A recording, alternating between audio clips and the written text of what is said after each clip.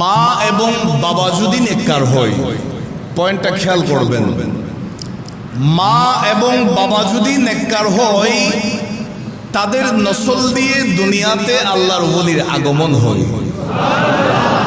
বলেন আল্লাহু আকবার।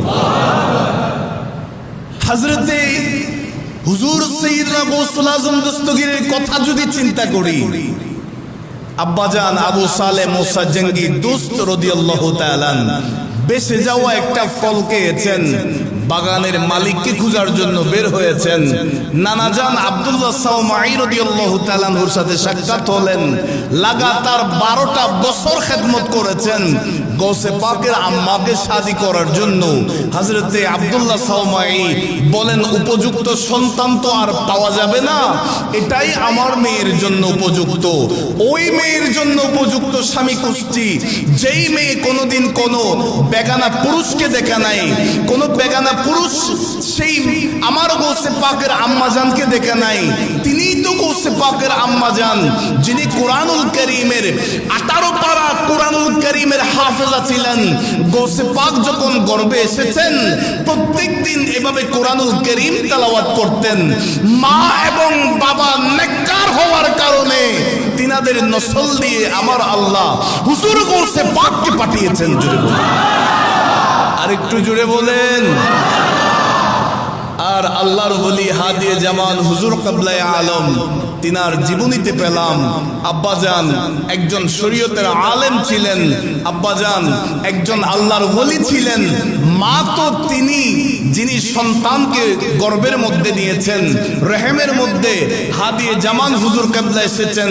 হযরতে উম্মুল খায়র ফাতেমা রূপচাঁদ রাদিয়াল্লাহু তাআলা প্রত্যেক দিন রাতের বেলা আমার নবীর উপর 1100 বার করে দরুদ শরীফ পড়তেন।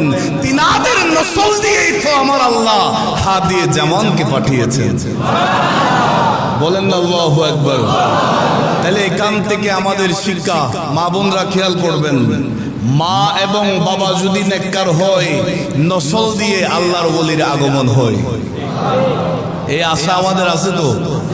আরো জোরে বলেন। আল্লাহ আমাদের সকলকে কবুল করুক। আর একটু জোরে বলুন আমিন। উনি দুনিয়াতে আসার 32 দিন বয়সে আম্মাজান দুনিয়া থেকে পর্দা করেছেন। সকলে বলি ইন্না লিল্লাহি ওয়া ইন্না ইলাইহি রাজিউন। একেবারে সংক্ষেপে যতটুকু আছে ইনশাআল্লাহ আমি চেষ্টা করব মূল সামারিটা আপনাদের কাছে তুলে ধরার জন্য। আল্লাহ আমাদের সকলকে মোহাম্মত নিয়ে শোনার তৌফিক দান করুন। কোরআনুল কারীমের সূরা তাওবার 119 নম্বর আয়াত আল্লাহ তাআলা বলেন,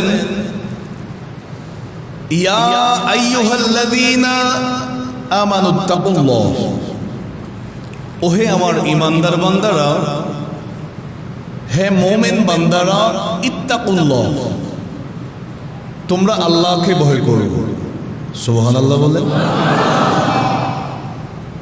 আমরা সদা সর্বদা চলতে ফিরতে যেখানেই যাই না কেন, প্রতিটা সময়ে, প্রতিটা কদমে, প্রতিটা সেকেন্ডে, প্রতিটা মুহূর্তে আমাদের অন্তরে যার ভয় থাকে তিনি কে? আর একটু জোরে বলুন। কারণ আমাদের বিশ্বাস, আমরা যতই অপরাধ করি না কেন, যতই গোপনীয়তা রক্ষা করি না কেন, আল্লাহ তো সর্বদা আমাদেরকে দেখছেন। কথা বলেন ঠিক না? আল্লাহ বলেন, আমি আল্লাহকে ভয় করব। ওয়াকুনু মা'আস সাদিকিন, যারা সত্যবাদী তোমরা তাদের সাথে থাকো। আর একটু জোরে বলেন। যারা সত্যের উপর আছে তোমরা তাদের সঙ্গী হয়ে যাও, তাদের সাথেই থাকো। এই সাদিকিনের তাফসীরের মধ্যে আছে, সাদিকিন মানে হলো সালিহিন, সাদিকিন মানে হলো সিদ্দিকিন, সাদিকিন মানে হলো শুহাদায়ে কিরাম, সাদিকিন মানে হলো আল্লাহর সমস্ত ওলি আল্লাহরা। চিৎকার দিয়ে বলি সুবহানাল্লাহ। আর একটু জোরে বলেন। এই যে দূর দূরান্ত থেকে আমরা এসেছি, কেউ এসেছেন নোয়াখালী থেকে, আবার কেউ সিলেট থেকে, বাংলাদেশের প্রত্যন্ত অঞ্চল থেকে। এত দূরে আপনারা আসলেন কেন?